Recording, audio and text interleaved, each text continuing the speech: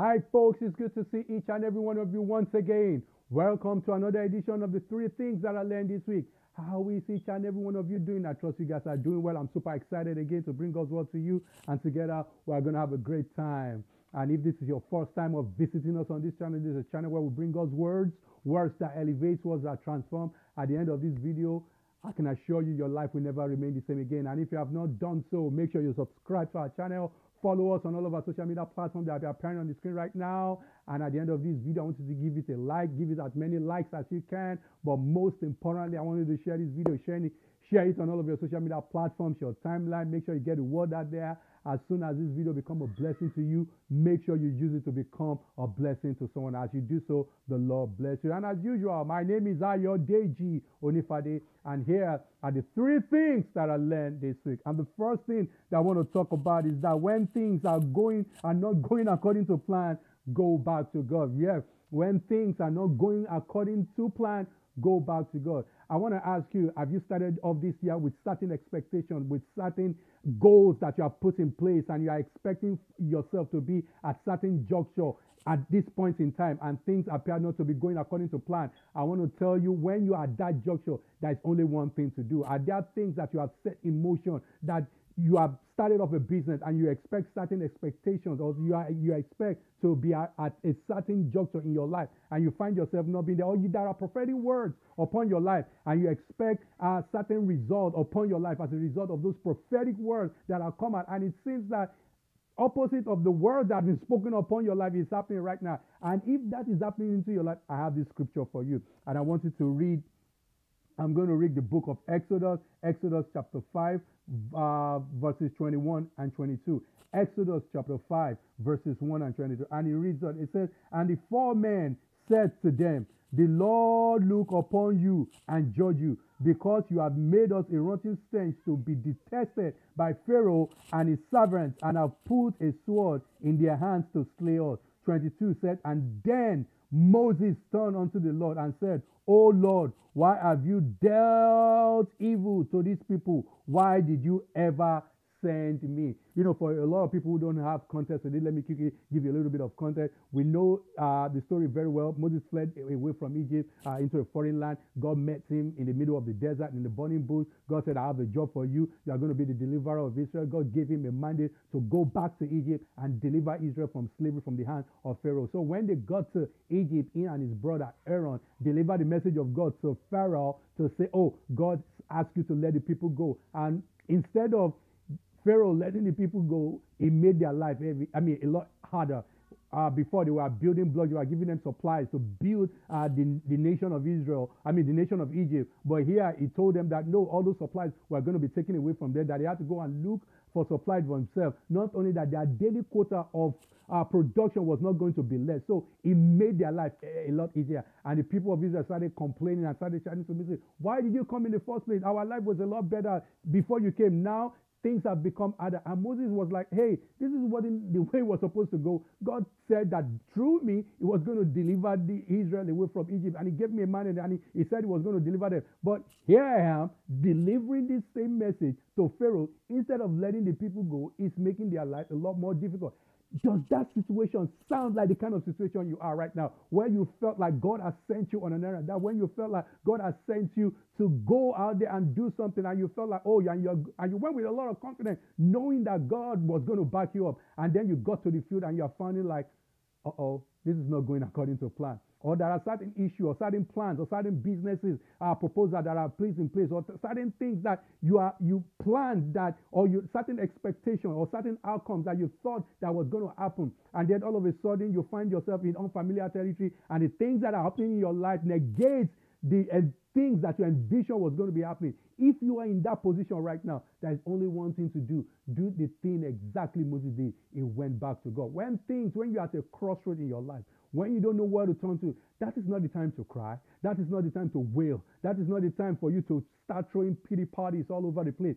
That is the exact time to go back to God on your knees and ask him, "What have you done? What is going on, God? I don't understand. I'm supposed to be having this and this and this are supposed to be happening in my life. This prophetic word that you have spoken of upon my life. I expect this and certain this to be happening, but what I'm seeing right now does not look like the thing that you have spoken upon my life. When you are at that juncture in your life, there is only one place to go back to, and you go back to God. And that glides me into the second thing that I learned that I want to talk about this week, is that it is within your eyes to ask God questions, but not to question his authority. Yes, it is within your right to ask questions, but never to question God's authority. I'm going to tell you the difference between the two. Like, exactly like the children of Israel, when Moses delivered the message to Pharaoh, and Pharaoh made their life a lot worse, and the children was like, hey, why did you come in the first place? The first thing that Moses went, what I'm going to read that verse again, 22. He said, then Moses turned unto the Lord and said, oh Lord, why have you dealt evil to these people? Why have you didn't even send me? I mean, there are times in our life that you always get to that point that you need to ask questions.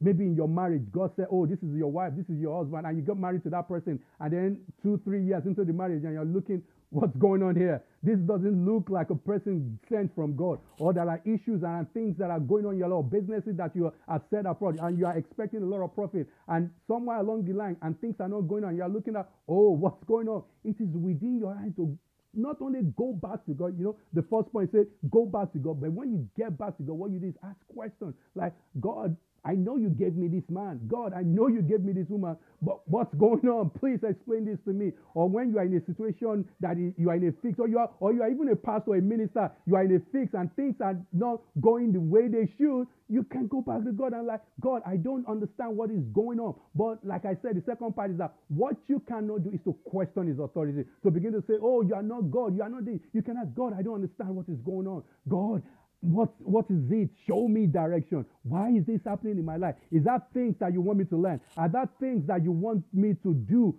Please help me. Help me. Those are the things that you can do, not to question his authority. It's okay for you to ask God questions, but not question his authority. Are you in a crossroad right now? Are there things happening in your life that you felt like, where is all this thing coming from? This is the time for you to go back to God. Not just go back for the sake of it, but ask questions. I said, Lord, why is this happening? You can inquire of God. God is more than willing to answer you. And when you do that, you can be rest assured that God will not leave you hanging. And that glides me into the third and the final thing that I learned from that scripture. I'm going to share it with us today. And that is that be rest assured that God is going to answer you. Yes, God is such a big man. God is not intimidated by people asking questions. God is not like human leaders that when you ask them questions or you try to put things to them and be like, no, why are you trying to disrespect me? God is bigger. In fact, he wants you to ask him questions. Immediately, Moses went and be like, why did you even send me? What's going on, God? I don't understand. Look at the response of God in Exodus 6, verse 1. Exodus 6, verse 1. He said, then the Lord said to Moses, now you shall see what I will do to Pharaoh, for by a strong hand he will let them go, but he will drive them out of his land with a strong hand. Immediately God answered Moses, look, the plan is still in place. Don't fret, the plan is still on. I will show him through you that I'm God. What are you going through right now? And you feel like, oh, this thing is not going according to plan. I can assure you that when you go back to God, God will answer you. God will give you direction. Are you at a crossroad in your life right now and you feel like you don't know where to turn to? Go to God, ask him questions. He's going to respond. He's going to tell you what to do. Just like he did with Moses. Like, look, still, the plan is still on. The prophetic word over your life is not off. That prophetic word is still in effect. It's still going to come to pass. Don't look at the situation right now. God said those plans are still going to come to effect. If you go back to him and ask him questions, you can be rest assured he's going to answer. So I challenge you right now that in the midst of all the problems that you are facing right now, go back to God and ask him, why? What's happening? Teach me what to do.